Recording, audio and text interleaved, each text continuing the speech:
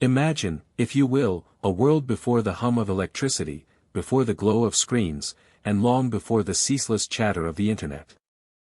A world where knowledge was not a tap away, but a carefully guarded, painstakingly produced commodity. In this world, nestled within the thick, stone walls of monasteries, lived a particular kind of individual whose days were dictated by the rustle of parchment, the scratch of a quill, and the quiet devotion to the written word, the medieval scribe. Their lives, often overlooked in the grand narratives of kings and battles, were a testament to patience, precision, and an almost unimaginable dedication to the preservation of human thought. To understand the scribe's existence, you must first understand the monastery itself. These were not merely places of worship, but centers of learning, agriculture, and often, the only bastions of literacy in a largely illiterate landscape. The scriptorium, the dedicated writing room, was the heart of this intellectual endeavor. Here, under the dim light filtering through narrow windows or the flickering glow of tallow candles, monks and sometimes nuns, would spend their waking hours engaged in the arduous task of copying texts. This was not a quick process. Each letter, each word, each line was formed by hand, a testament to immense concentration and physical endurance. The very air in the scriptorium would have been thick with the scent of parchment, ink, and perhaps the faint aroma of beeswax used to polish the wooden desks. The day for a scribe began before dawn, often with the monastic bells chiming for matins. After prayers, a meager breakfast, and perhaps some communal duties, the scribe would make their way to the scriptorium.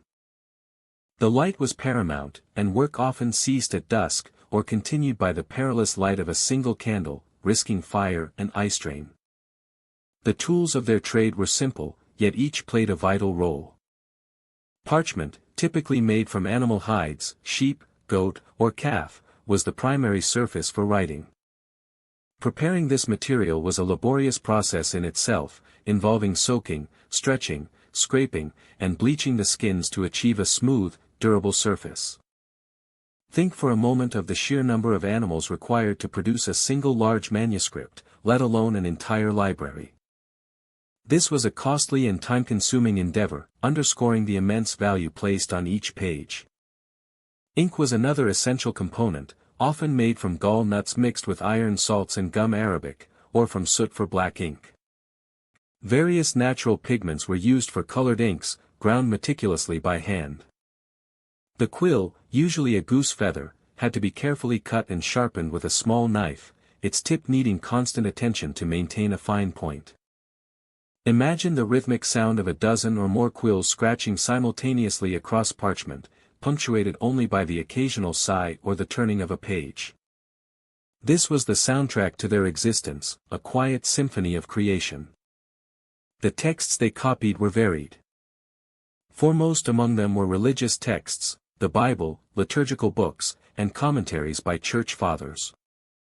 But they also copied classical works, the writings of ancient Greek and Roman philosophers, historians, and poets, preserving knowledge that would otherwise have been lost to the ravages of time.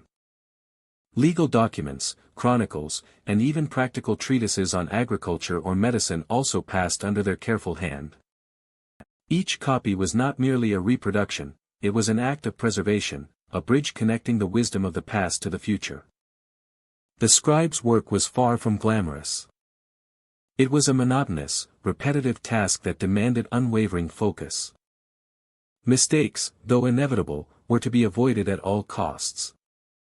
An error could necessitate the laborious scraping off of the faulty text with a small knife, a process that could damage the delicate parchment. Imagine the pressure, the sheer mental discipline required to maintain perfect accuracy over thousands of lines of text, day after day, year after year. Their posture, hunched over the writing desk, would have led to aches and pains, and their eyes, constantly strained, would have suffered greatly. Many scribes likely developed cataracts or other vision problems as they aged. Beyond the physical demands, there was the intellectual challenge.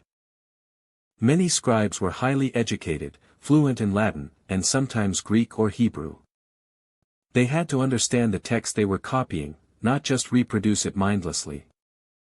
This intellectual engagement, however, was often tempered by the strict rules of the scriptorium. Copying was a sacred duty, not an opportunity for personal interpretation or creative flourish, unless they were also functioning as an illuminator. But what motivated these individuals to dedicate their lives to such an arduous and often unappreciated task? What drove them to endure the cold, the dim light, the physical discomfort, and the endless repetition, all for the sake of a book? The motivation behind the scribes' quiet dedication stemmed from a complex interplay of piety, intellectual duty, and the very structure of monastic life.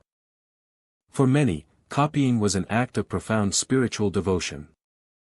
Each letter formed, each page completed, was seen as a prayer, a contribution to the glorification of God. The meticulousness required, the patience, and the self-discipline were all considered virtues that brought the scribe closer to the divine. In a world where direct engagement with religious texts was limited to the literate few, the scribe was an essential conduit, ensuring the continued availability of the sacred word.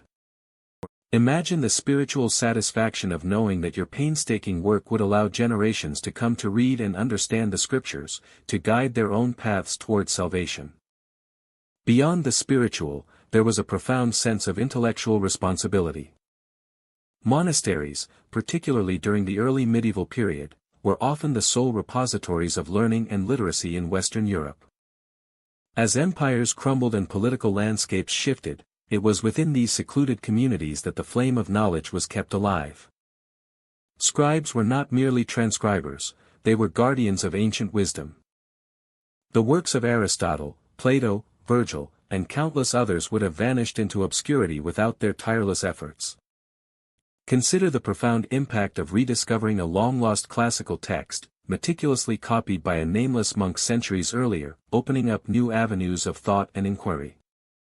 This sense of preserving civilization's intellectual heritage, however unheralded, must have been a powerful internal driver. The daily routine of a scribe was rigidly structured, dictated by the monastic horarium, or timetable. After matins and lauds, the morning hours in the scriptorium would begin. The light was crucial, so scriptoria were often located in the south-facing cloister walks or had large windows, even in cold climates. But even with the best natural light, the work was arduous. Imagine the strain on the eyes as the scribe meticulously followed the lines of the exemplar text, transferring it to their own parchment. The exemplar, the source text they were copying from, was often itself an old and faded manuscript, adding another layer of difficulty to the task. Beyond the basic tools, scribes also had access to a surprising array of aids and techniques. Rulers and compasses were used to create precise guidelines on the parchment, ensuring straight lines and uniform margins. Pricking the parchment with a sharp awl along the edges, then ruling lines with a blunt stylus, created almost invisible guides that kept the text neat and orderly. Think of the incredible precision required to execute these preparatory steps before even a single word was written. This attention to detail wasn't just aesthetic, it was fundamental to the legibility and longevity of the finished manuscript. Errors, as mentioned, were a constant threat. A scribe might misread a word, skip a line, or even unintentionally introduce a personal interpretation. The medieval term for a scribe's error was lapsus calami, a slip of the pen. To correct these, the scribe might use a small knife to scrape away the offending ink, a process called erasure, and then carefully write over the scraped area.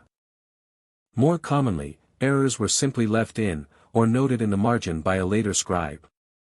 Sometimes, a particularly egregious error might be marked with a small symbol to indicate it was wrong in the original, a silent commentary across centuries. The weight of this responsibility, to be an accurate conduit of knowledge, must have been immense. Life in the scriptorium was not without its small, personal touches. Sometimes, a scribe might leave a marginal note, or marginalia, that offers a glimpse into their daily struggles or even their sense of humor. These could be complaints about the cold, the dim light, a cramped hand, or even a fly landing on the page. "Oh, my hand, how it aches," or, "Thank God, it is evening," are not uncommon sentiments found scribbled in the margins of ancient texts. These fleeting personal expressions serve as a poignant reminder that behind every beautifully illuminated manuscript or carefully copied theological treatise, there was a human being, enduring the mundane realities of their painstaking labor. The process of copying a book could take months, or even years, for a single scribe working alone. Imagine the sheer volume of dedication embodied in a single large Bible, which might require hundreds of sheets of parchment and thousands of hours of work. It was a commitment of a significant portion of a scribe's life, a slow and deliberate act of creation in an age that valued endurance and patience. This was not a sprint, it was a marathon of the mind and hand. Yet, despite the drudgery, there was a quiet satisfaction in the creation of something beautiful and enduring. The completed manuscript, bound and illuminated, was a work of art and a vessel of knowledge. It would take its place in the monastic library, a treasure to be carefully guarded and occasionally consulted. The very act of turning its pages, feeling the smooth parchment, and admiring the intricate illuminations, was a testament to the scribe's hidden artistry and unwavering discipline. But what was the ultimate impact of these unassuming figures and their tireless work on the unfolding tapestry of history, beyond the mere preservation of texts?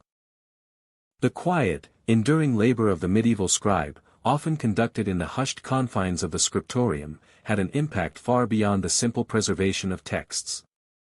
These seemingly unremarkable individuals were, in essence, the human hard drives of their era, safeguarding and transmitting the vast intellectual heritage of antiquity and the burgeoning knowledge of the Middle Ages. Without their tireless efforts, much of what we know about ancient civilizations, early Christian thought, and even the everyday realities of medieval life would have been lost to the relentless erosion of time. Consider the ripple effect of a single copied manuscript. A copy of a medical text, for instance, could disseminate knowledge about herbal remedies or surgical practices across Europe, influencing generations of healers. A philosophical treatise, once painstakingly reproduced, could spark new intellectual currents and debates in distant universities. The meticulous copying of historical chronicles provided the raw material for future historians, allowing them to reconstruct the past and understand the trajectory of human events. The scribe, therefore, was not merely a copyist, but an unwitting agent of intellectual and cultural transmission. The value of their work becomes even clearer when we consider the challenges. The sheer cost of materials alone meant that books were incredibly precious commodities, often worth more than land or livestock. Each manuscript was a significant investment, a testament to the belief in the enduring power of the written word. The scribe's skill and dedication imbued these objects with immense intrinsic value, making them true treasures of their time. Libraries, often housed within these monasteries, became vast repositories of collective human knowledge, built page by countless anonymous hands. The shift from the laborious hand-copying of manuscripts to the mechanical reproduction facilitated by the printing press in the 15th century marked a revolutionary turning point. While this invention eventually rendered the monastic scribe's primary role obsolete, it was precisely the existing tradition of manuscript culture, meticulously maintained by centuries of scribes, that provided the content for the first printed books. Gutenberg's Bible, for example, sought to emulate the beauty and clarity of the finest hand-copied manuscripts. The printing press democratized access to knowledge in a way that hand-copying never could, but it stood on the shoulders of the very scribes whose world it would ultimately transform. The legacy of the medieval scribe lives on in countless ways.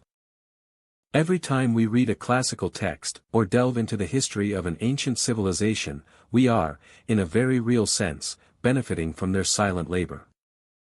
Their dedication underscores the profound human need to record, to learn, and to transmit knowledge across generations.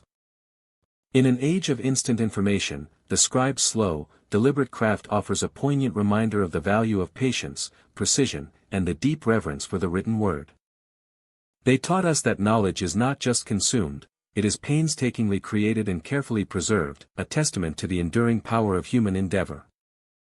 What quiet, methodical tasks in our own highly digitized world might similarly be preserving essential knowledge for future generations, even if their impact isn't immediately obvious?